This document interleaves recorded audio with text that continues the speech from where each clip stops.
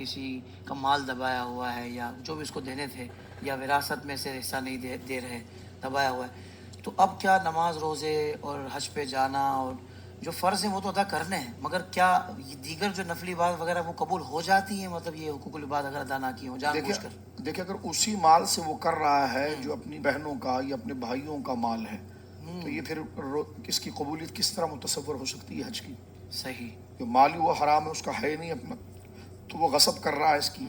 اور یہ دیکھیے سب سے بڑی بات یہ کہ نبی پاک صلی اللہ علیہ وسلم نے ارشاد فرمایا کہ قیامت کے دن جب بندہ اٹھے گا تو یہ حقوق مانگنے والے لوگ سامنے آئیں گے کہ بلا میں اور آپ کیا بیچتے ہیں؟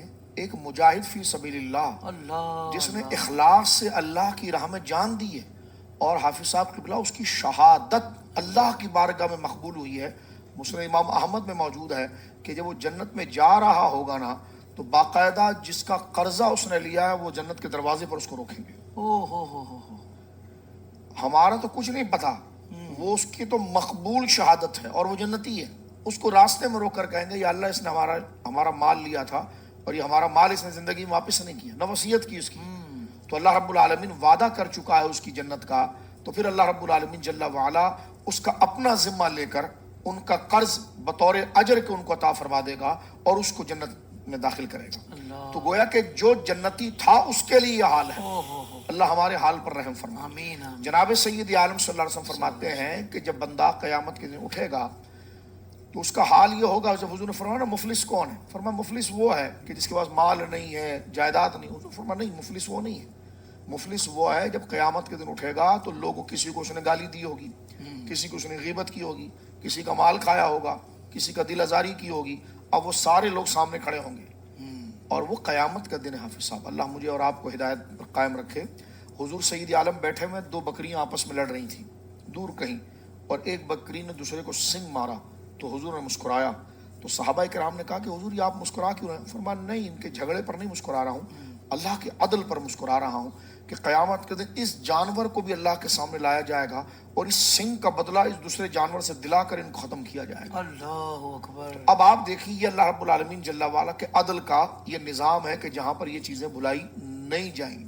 جیسا جامع ترمذی کی حدیث ہے کہ 4 چیزوں کا سوال کا جواب دیے بغیر نہ پیر چھوٹے گا، نہ مرید چھوٹے گا، نہ عالم چھوٹے گا، نہ مقتدی چھوٹے گا۔ وہ 4 سوال اس سے پوچھے جائیں گے اور اس سے پوچھا جائے گا جناب تجھے عمر ملی تھی کہاں لگائی تو نے؟ یہ جو مال تو لے کر آیا تھا یہ مال کہاں سے لایا تھا؟ یہ اللہ پوچھے گا۔ اور یہ مال تو نے خرچ کہاں کیا تھا؟ علم کتنا حاصل کیا؟ اللہ۔ اور یعنی ہماری معرفت کا علم، ہمارے دین کا علم، اپنی پیدائش کا مقصد، جی جی جی جی۔ جس وجہ سے تجھے پیدا کیا تھا، کتنا علم حاصل کیا اور اس پر تو نے کتنا عمل کیا؟ یہ 4 سوال کے جواب۔ اللہ۔ اور یہ 4 سوال کے جواب کے لیے مجھے اور آپ کو 60 سال کی زندگی ملتی ہے، 50 سال کی زندگی ملتی، 80 سال کی زندگی ملتی، لیکن کبھی ہم مڑ کر اس سوال کے ایک سوال 4 میں سے ایک سوال کی طرف بھی غور نہیں کرتے ہیں۔ اور یہ تو پیپر آؤٹ ہو چکا ہے، سوال آپ کے سامنے آ چکے ہیں، لیکن یہ پوچھا جائے گا، یہ رب کا کہا۔ حضور فرماتے ہیں کہ مسکین وہ ہے کہ جب قیامت کے دن ایک بندہ اٹھے گا تو جب اس کو کسی کو اس نے گالی دی ہوگی، کسی کے دل آزاری کی ہوگی، کسی کا مال کھا لیا ہوگا، کسی کے جائیداد کو ضبط کر لیا ہوگا، کسی کے گھر پر اس نے جعلی کاغذ بنا کر اس پر قابض ہو گیا، لوگوں کا مال کھاتے رہیں۔ اب آپ اس کو دیکھیے کہ اس طرح کے غصب کے سلسلے جب شروع کیے گئے ہیں تو حضور سید عالم صلی اللہ علیہ وسلم ارشاد فرماتے ہیں کہ پھر اس کی جو نیکیاں ہیں نا وہ اس وقت اس کے بدلے میں دی جاتی۔ جیسا نہیں جب لاس ہو جائے، بھائی آپ کے کہنے پر تو میں نے سودا کیا تھا، اچھا بھائی میرے پاس تو یہ فلیٹ ہے بیچ دو اور یہ جو مال ہے تمہارے لے جاؤ، ٹھیک ہے جی۔ تو اب اس کی جو نیکیاں ہوں گی، اور کون سی نیکیاں؟ جو قبول ہو گئی ہیں۔ یہ بھی ایک بہت، اللہ اکبر، اللہ رحم فرمائے، ہم کوئی کہہ سکتے ہیں کہ ہماری کوئی نیکی اللہ کی بارگاہ میں قبول ہوئی؟ اللہ اکبر۔ وہ نیکیاں جو مقبول ہو گئی جس پر اس کو بخشا جانا ہے، وہ نیکیاں ان کو دے دی جائیں گی جن کا حق ہے کہ اس نے مجھے گالی دی تھی، اس نے دل آزاری کی تھی، اس نے میرا مال کھا لیا تھا، اس نے میری جائیداد کھا لی تھی، اس نے بہنیں کہیں گی میری وراثت لے گیا تھا، بیٹیاں کہیں گی اس نے باپ نے ہمارے ساتھ یہ معاملہ، تو جو حقوق ہے جانبین سے وہ سامنے اس میں آئیں گی اور وہ نیکیاں اس کے حوالے کر دی جائیں گی۔ اب نیکیاں تو ہو گئی ختم، جی۔ اب کیا ہوگا؟ ابھی بچ گئے جناب ڈھیر سارے لوگ، ان کے وہ گناہ جو جہنم میں لے جانے والے ہیں وہ اس کے سر پر ڈالے جائیں گے اور ان کا بوجھ ہلکا کیا جائے گا۔ تو یہ چیز ذرا غور کرنے کی ہے۔ وہ ایسا نہیں ہے کہ 500 ارب کھانے کے بعد کوئی گنگا کے اندر نہا کر پھر بندہ ٹائی لگا کر میدان میں آ جائے۔